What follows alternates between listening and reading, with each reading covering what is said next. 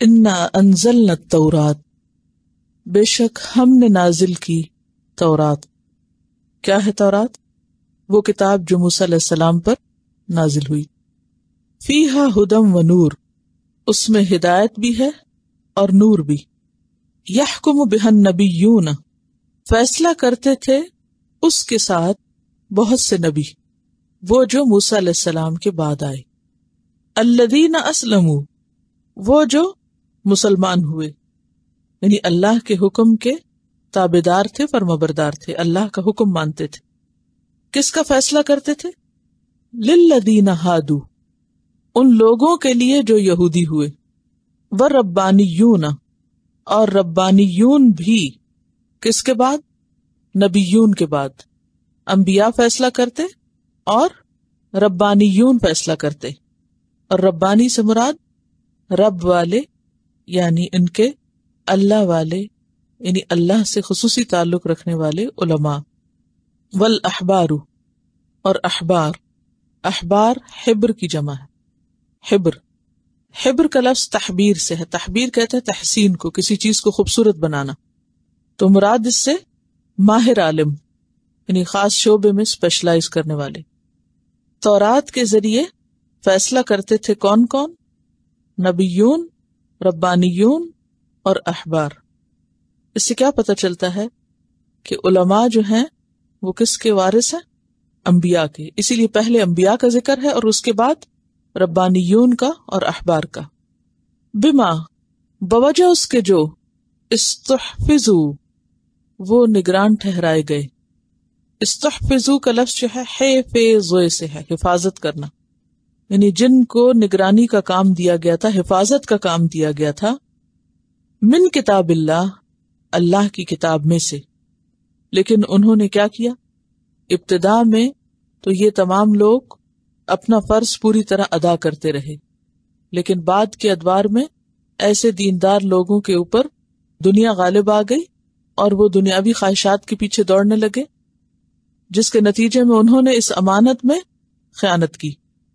وَكَانُوا عَلَيْهِ شُهَدَاءَ، اور وہ اس پر شہداء تھے۔ شہداء کس کی جمع ہے؟ شہید کی۔ کیا کیا معنی ہوتے ہیں شہداء کے؟ ایک تو گواہ، دوسرے حاضر، اور دیکھیے کہ آپ جو لکھتے ہیں اس کو دیکھا بھی کریں کہ آپ کیا لکھ کے جاتے ہیں، اور اس کو ایک دوسرے سے ڈسکس بھی کیا کریں۔ اور اب تو گھر میں ہوں یا کہیں پر بھی ہوں، ہر طرح کی کمیونیکیشن کی سہولتیں موجود ہیں۔ اگر ان آیات کو آپ باہم ایک دوسرے سے ڈسکس کریں اور چھوٹے چھوٹے سوالات کے ذریعے آیات کے معنی کو جاننے کی کوشش کریں، تو ہو نہیں سکتا کہ آپ کو بار بار وہی باتیں بتانی پڑے۔ شہداء کا لفظ پہلی دفعہ نہیں آیا، بہت دفعہ آ چکا ہے۔ تو شہداء کا کیا معنی ہے؟ شہید تو ہے، شہید کا کیا معنی ہے؟ وہ تو ٹھیک ہے گواہی دینا، لیکن کس چیز کی گواہی؟ حق کی گواہی۔ کانٹیکسٹ میں دیکھیے یہاں کیا استعمال ہو رہا ہے، پیچھے آپ پڑھ چکے ہیں، كَذَلِكَ جَعَلْنَاكُمْ أُمَّةً وَسَطًا لِتَكُونُوا شُهَدَاءَ عَلَى النَّاسِ۔ وہاں شہداء کا معنی کیا ہوگا؟ سورۃ آل عمران میں آپ نے پڑھا، وَيَتَّخِذَ مِنكُمْ شُهَدَاءَ، وہ تم میں سے شہداء لینا چاہتا ہے۔ تو وہاں شہید کے دو معنی بتائے گئے تھے آپ کو۔ تو وہاں معنی کیا بتایا گیا تھا؟ اللہ کی راہ میں جان دینے والا۔ پھر اسی طرح سورۃ البقرہ میں جہاں قرض کی بات تھی وہاں بھی گواہ کی بات تھی، ٹھیک ہے؟ تو یہ لفظ بہت دفعہ استعمال ہو چکا ہے۔ تو یہاں اس آیت کے کانٹیکسٹ میں کیا تھا کہ یہ اللہ کی کتاب کو یا اس حق کو جو ان کے پاس تھا اس کے مطابق لوگوں کو تعلیم دیتے تھے، لوگوں تک بات پہنچاتے تھے۔ یہ جو بار بار میں آیت آپ کے سامنے پڑھتی ہوں، اور امت مسلمہ کا جو مقصد وجود ہے کہ ہم کس لیے اس دنیا میں ہیں، ہر دفعہ یہ آیت میں کوٹ کرتی ہوں، وَكَذَلِكَ جَعَلْنَاكُمْ أُمَّةً وَسَطًا لِتَكُونُوا شُهَدَاءَ، کہ ہم نے تمہیں امت وسط بنایا تاکہ تم سب شہداء بن جاؤ۔ تو یہ تو ہماری ذمہ داری ہے، لیکن اگر ہمیں مطلب ہی نہیں لفظ کا پتہ تو ہم کیا ذمہ داری ادا کر رہے ہیں؟ یعنی قرآن جب ہم سے یہ کہتا ہے کہ تمہیں امت وسط بنایا گیا کہ تم شہداء بنو، تو شہداء بن کے ہم نے کیا کرنا ہے؟ حق کی گواہی دینا ہے اپنے عمل کے ساتھ، اپنے قول کے ساتھ، اور اس حق کو آگے پہنچانا ہے، اس کی تعلیم دینا ہے، اس حق کو بیان کرنا ہے، حق کو چھپانا نہیں ہے، یہ مراد ہے اس سے۔ تو یہاں کس کی صفت بیان ہو رہی ہے کہ وہ بھی شہداء تھے، ربانیون اور احبار کی۔ تو آپ کو جو ربانی بننے کا ایک ٹارگٹ دیا گیا تھا، تو اس کا بھی مقصد کیا ہے کہ آپ کیا بنے؟ شہداء بنے، کہ امت کو، مسلمانوں کو جس کام کے لیے بنایا گیا، جس کام کے لیے اٹھایا گیا، جس کام کے لیے پیدا کیا گیا، وہ کام کر سکیں. اور وہ کام کیا ہے؟ کہ لوگوں کو اللہ کی طرف بلانا. اللہ کی طرف لوگوں کو وہی بلائے گا جس کے اپنے دل میں اللہ کی محبت ہوگی، اللہ کا خوف ہوگا، جو خود اللہ سے تعلق رکھتا ہوگا. جس کا اپنا اللہ سے کوئی تعلق نہیں، وہ بھلا کسی اور کو اس کی طرف کیوں بلائے گا؟ یہ قدرتی سی بات ہے نا، کہ جو چیز آپ کو اچھی لگتی آپ سب کو اسی کی دعوت دیتے ہیں. تو جو چیز آپ کو خود ہی پسند نہ ہو. آج امت وسط اپنی ذمہ داری کیوں نہیں پوری کر رہی؟ کیا وجہ؟ کیونکہ ان کے اندر اللہ کی محبت نہیں، اس کی بجائے کون سی محبت آ گئی؟ دنیا کی محبت آ گئی. لہٰذا ان کی ساری کوششیں کس کے گرد گھوم رہی ہیں؟ دنیا کے گرد. تو جس کے دل میں حقیقی معنوں میں اللہ کی محبت ہو، جو ربانی ہو، جو رب والا ہو، رب سے تعلق ہو جس کا، پھر ہو نہیں سکتا کہ وہ لوگوں کو بھی رب کا بندہ نہ بنائے، رب کی طرف نہ بلائے. جو دین کی سچی تعلیم دینے والے ہوتے ہیں وہ لوگوں کو اپنا بنانے کی کوشش نہیں کرتے کہ میرے بن جاؤ. پیچھے آپ یہ پڑھ چکے ہیں نا کہ کوئی نبی ایسا نہیں کہ جس نے لوگوں کو کیا کہا ہو کہ میرے بندے بن جاؤ، میرے غلام بن جاؤ. ولیکن کونو ربانیین، وہ سارے آ کے یہی کہتے ہیں کہ اللہ کے بندے بنو، اللہ کی فرما برداری کرو. تو یہاں پر ربانیوں کی صفت بتائی گئی اور احبار کی صفت بتائی گئی کہ کانو علیہ شہداء. ابتدا میں وہ اس ذمہ داری کو پورا کرنے والے تھے، اس حق کی گواہی دینے والے تھے. لیکن پھر کیا ہوا؟ آہستہ آہستہ دنیا کی محبت ان کے دلوں میں آ گئی، اور وہ اگلی آیت سے پتہ چلتا ہے کہ وَلَا تَشْتَرُوا بِآيَاتِي ثَمَنًا قَلِيلًا. اب انہوں نے دین کو کس مقصد کے لیے اپنایا؟ اس کے ذریعے بھی دنیا کمانے کے لیے. یعنی دین کو دنیا کمانے کا ہتھیار بنا لیا یا ذریعہ بنا لیا. اور آج آپ دیکھیں مسلمانوں میں ایسے لوگوں کی کمی نہیں جو دینی علم کس لیے حاصل کرتے ہیں؟ دنیاوی جابز حاصل کرنے کے لیے، یا صرف دنیاوی فائدوں کے لیے. اور پھر یہاں اپنے خاص کانٹیکسٹ میں آپ دیکھیں کہ وہ ثمناً قلیلا کس طرح حاصل کرتے تھے، کیا کیا ڈھنگ اور کیا کیا طریقے اختیار کرتے تھے.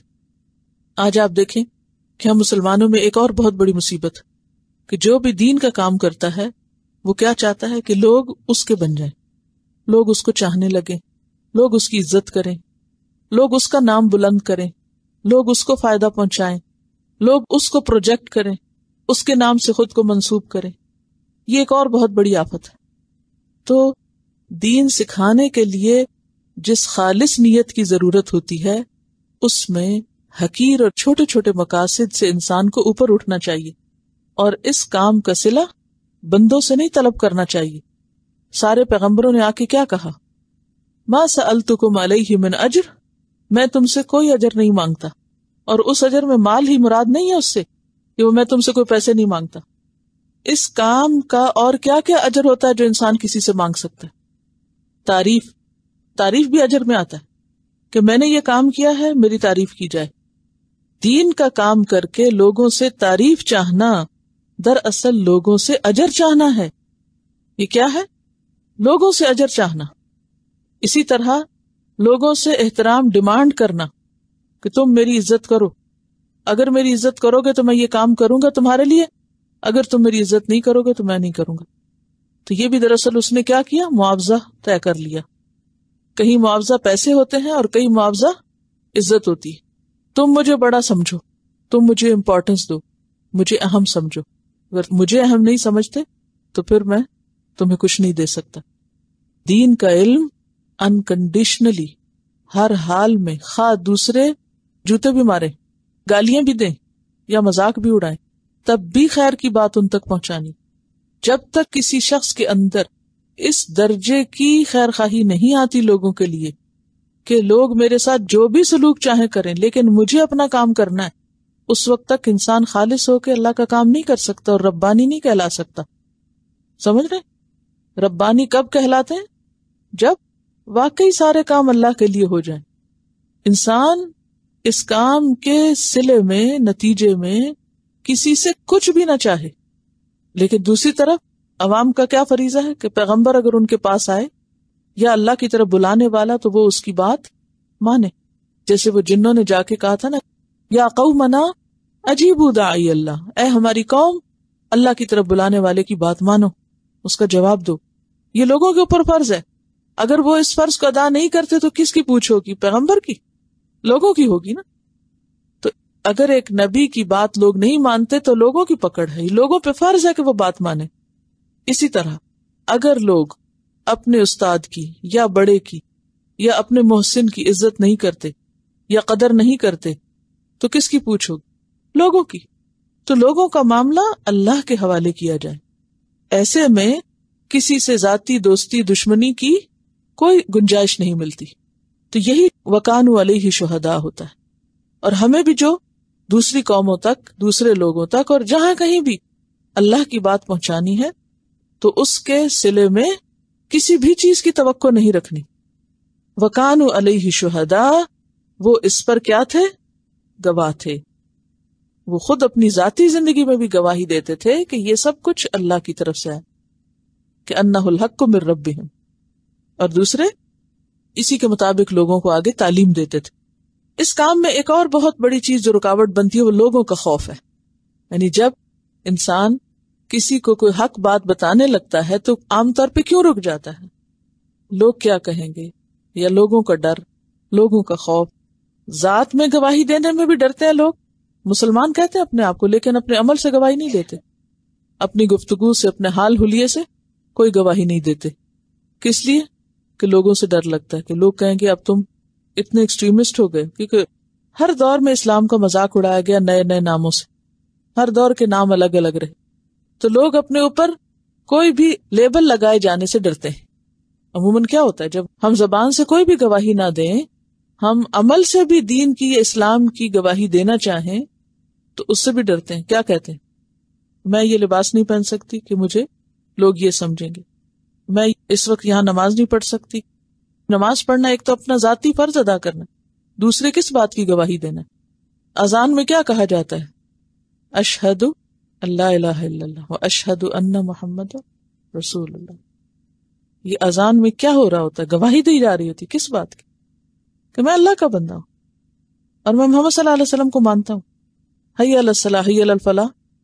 اور آپ نہیں نماز پڑھتے تو کیا آپ نے گواہی دی حق کی کہ جس بات کو آپ مانتے ہیں وہ واقعی آپ اس کو سچا سمجھتے؟ نہیں. عمل سے گواہی نہیں دی. کیوں نہیں دیتے عمل سے گواہی ایسے موقعوں پر؟ لوگوں کے ڈر سے. زبان سے کیوں نہیں دیتے؟ ہم بعض اوقات لوگوں کے ڈر سے انشاءاللہ یا الحمدللہ کہنا چھوڑ دیتے ہیں. کس لیے؟ لوگوں کے ڈر سے کہ اگر ہماری گفتگو میں الحمدللہ کا لفظ آ گیا تو لوگ ہمیں فنڈامنٹلسٹ سمجھیں گے.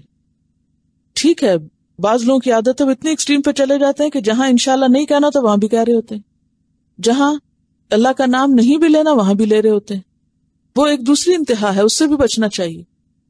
لیکن جس موقع پر جو سکھایا گیا ہے اس کلمے کو ادا کرنا جو ہے یہی اللہ کا ذکر کرنا ہے، یہ بھی اللہ کے ذکر میں شامل. لیکن لوگوں کے خوف سے ان الفاظ کو ادا نہ کرنا، یہ کیا ہے؟ یہ بھی لوگوں کا ڈر ہے. تو یہ عمل کی گواہی یا زبان سے گواہی، اس سے ہم رک جاتے ہیں.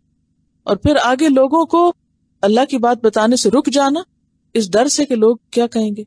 تو یہ کیا ہے؟ یہ بھی لوگوں کا ڈر ہے. فلا تخشف الناس. تو لوگوں کے ڈر میں کیا کیا چیزیں آتی ہیں؟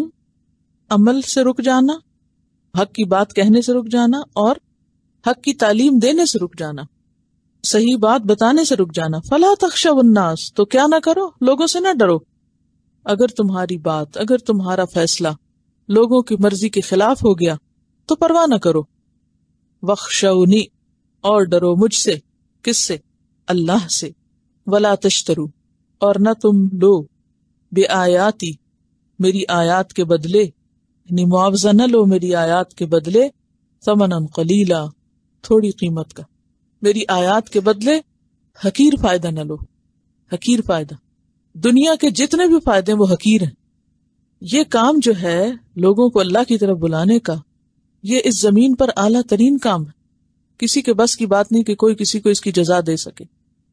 اس کی جزا اللہ ہی دے سکتا ہے. لہذا کوئی شخص اگر اس کی جزا اللہ کی بجائے بندوں سے طلب کرنے لگے تو وہ کیا کر رہا ہے؟ وہ اپنے اوپر ظلم کر رہا ہے، حقیر معاوضہ لے رہا ہے، تو حقیر معاوضے کی خاطر میری آیات کو مت بیچو۔ اسی میں پھر رشوت بھی آ جاتی ہے جس سے روکا گیا۔ لیکن علماء یہود نے کیا کیا؟ بالکل اس کے خلاف کیا۔ فرمایا وَمَن لَّمْ يَحْكُمْ، اور جو نہ فیصلہ کرے، بِمَا أَنزَلَ اللَّهُ، ساتھ اس کے جو اللہ نے نازل کیا، فَأُولَٰئِكَ هُمُ الْكَافِرُونَ، تو یہی لوگ دراصل کافر ہیں۔ جو اللہ کی بھیجی ہوئی بات یا حکم کے مطابق فیصلہ نہ کریں وہ دراصل کافر ہیں۔ اور کفر آپ سب جانتے ہیں کہ دو طرح کا ہوتا ہے، ایک کفر جحود، انکار، جس میں تکذیب بھی آتی ہے، وہ انسان کو ملت سے خارج کر دیتا ہے، اور ایک کفر استکبار ہے۔ تو یہاں مراد وہ کفر نہیں جس سے انسان اسلام سے باہر نکل جاتا ہے، اس سے مراد کمتر درجے کا کفر ہے، یعنی عملی کفر۔ ابن عباس نے یہ تفسیر کی ہے، یہ میری تفسیر نہیں ہے، حبر الامہ ابن عباس کہتے ہیں کہ اس سے مراد وہ کفر نہیں جس سے آدمی اسلام کے دائرے سے باہر نکلتا ہے، بلکہ اس سے مراد کفر دون کفر ہے، یعنی کفر سے کم تر درجے کا ایک کفر ہے۔ یہ قانونی زبان میں فیصلہ نہیں کیا جا رہا، بلکہ شدت کلام کے لیے بات استعمال ہوئی ہے، ایک سخت ڈانٹ کے طور پر۔ اب دیکھیے کہ نصیحت کبھی سادہ الفاظ میں کی جاتی ہے اور کبھی ڈانٹ کے انداز، تنبیہ، شدت ہوتی۔ تو یاد رکھیے قانونی زبان اور ناصحانہ زبان میں فرق ہوتا ہے۔ فرق ہوتا ہے یا نہیں؟ ایک مفتی اور واعظ میں فرق ہوتا ہے؟ کیا فرق ہوتا ہے؟ مفتی آپ کو کیا بتاتا ہے کہ حلال کیا حرام کیا ہے، اور واعظ نصیحت کرتا ہے۔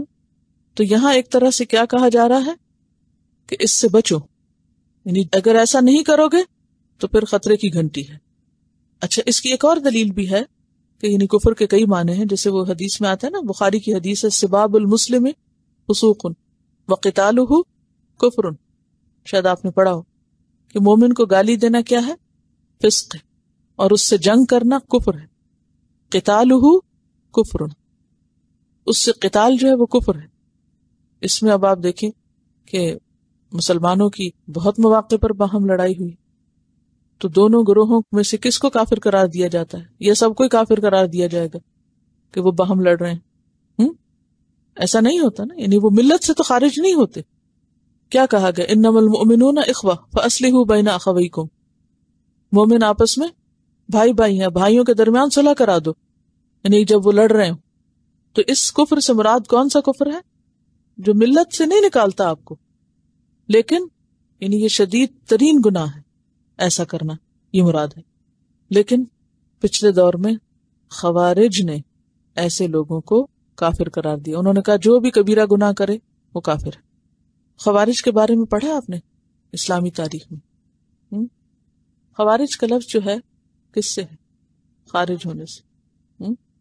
تو بات یہ ہے کہ بات بات پر کسی کے اوپر کفر کا فتویٰ لگا کر اس کو ملت سے خارج کر دینا جو ہے یہ درست نہیں ہے۔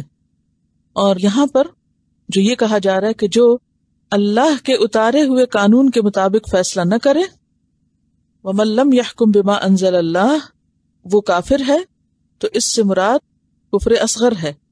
لیکن افسوس یہ کہ آج مسلمانوں کے اندر یہ فتنہ بہت شدت پکڑ گیا ہے، یعنی مسلمانوں کے اندر ایسے لوگ موجود ہیں کہ جو چھوٹی چھوٹی بات پر ایک دوسرے کو کافر قرار دے دیتے ہیں اور پھر ملت سے خارج کر دیتے ہیں، اور اس بنیاد پر اس کو مارنا اور قتل کرنا بھی اپنے اوپر حلال سمجھتے ہیں۔ یہ جو مسلمانوں کے اندر باہم لڑائیاں ہو رہی ہیں، یا تشدد اور خون ریزی اور ایک دوسرے کی مسجدوں میں بم پھینکنا، بہت سنا ہوگا نا آپ نے، سب خبریں آپ کو پتہ ہیں کہ مسلمانوں کا ایک گروہ دوسرے کے مسجد میں جا کے گولیاں چلا دیتا ہے، بم پھینک دیتا ہے، مسلمان کا گلا کاٹ رہا ہے، تو ان کے پاس کیا دلیل ہے؟ یہ اس بات کا کیا جواز ہے؟ وہ اسی قسم کی باتوں کو بنیاد بنا کے قرآن کے مفہوم کو اپنی مرضی کے مطابق کر کے اپنی عقل سے سوچ کر اس کے مطابق وہ فیصلے کر لیتے۔ وہ تفسیر کے لیے بھی یا قرآن کا معنی یا مفہوم متعین کرنے کے لیے پیچھے نہیں جاتے کہ صحابہ نے کیا کہا۔ اب مثال کے طور پر ایک تفسیر ہے اس آیت کی جو ہم کس سے کریں گے؟ لغت سے۔ اچھا جی، کافر کا یہ مطلب ہوتا ہے اور اسلام میں ایک مسلمان ہوتا ہے اور جو انکار کرے اسلام کا وہ کافر ہوتا ہے، اور اس کو سامنے رکھ کے دوسروں کو کافر قرار دے کے اس کو کہے کہ کافر کو مارنا جائز ہے، لہٰذا اس کو ختم کرو، تو یہ تفسیر جو اس قسم کی ہوگی یہ درست نہ ہوگی، یحرفون الکلم عن مواضعہ ہی ہوگی۔ اس کے لیے ہمیں کیا دیکھنا ہے؟ قرآن کی تفسیر کرنے کے طریقے کیا ہیں؟ سب سے پہلے قرآن کو قرآن سے دیکھا جائے، پھر اس کے بعد حدیث سے دیکھا جائے، پھر آثار صحابہ میں دیکھا جائے اور مفسر صحابہ نے اس کے بارے میں کیا کہا ہے۔ تو ابن عباس جو ہیں حبر الامہ ہیں، اور الترمذی کتاب الایمان میں یہ حدیث موجود ہے، یعنی یہ روایت موجود ہے کہ یہ صحابی کا قول ہے کہ اس سے مراد وہ کفر نہیں ہے جو انسان کو ملت سے خارج کرتا ہے، اس سے مراد کون سا کفر ہے؟ جو کم تر درجے کا، جس کو آپ کو شروع میں یاد ہے کفر اکبر اور کفر اصغر بتایا گیا تھا، کہ چھوٹا کفر جس میں عمل سے انکار ہوتا ہے، ٹھیک ہے، یعنی کسی عمل سے انکار کرنے والا ملت سے خارج نہیں ہوتا۔ اچھا جناب، تو اس آیت سے ہم نے کیا سبق سیکھے؟ کیونکہ قرآن ہماری ہدایت کے لیے نا، تو ہم نے کیا ہدایت پائی اس آیت سے؟ ایک تو یہی بات کہ بات بے بات پہ دوسروں کو کافر نہیں کہنا چاہیے اور کفر کے فتوے نہیں لگانے چاہیے چلتے پھرتے اٹھتے بیٹھتے، اور ان فتووں کی بنیاد پر آپس کی نفرتیں اور عداوتیں اور ایک دوسرے کے اوپر ظلم جو ہے یہ جائز نہیں۔ اب دیکھیں نا کہ مسلمانوں نے جب مسلمانوں کا خون حلال کر لیا تو اس کے نتیجے میں کیا ہوا؟ ایک جھجک ختم ہو گئی نا، ایک طرح سے دنیا بھر میں فساد پھیل گیا، کیونکہ ایک مسلمان کا قتل اللہ کے نزدیک گویا ساری انسانیت کو قتل کرنا ہے۔ جہاں پر قتل کا حکم ہم نے پڑھا تھا وہاں حدیث بتائی تھی آپ کو کہ ایک مسلمان کا قتل جو ہے اس کے مقابلے میں ساری دنیا کا زوال کم تر درجے کی چیز ہے۔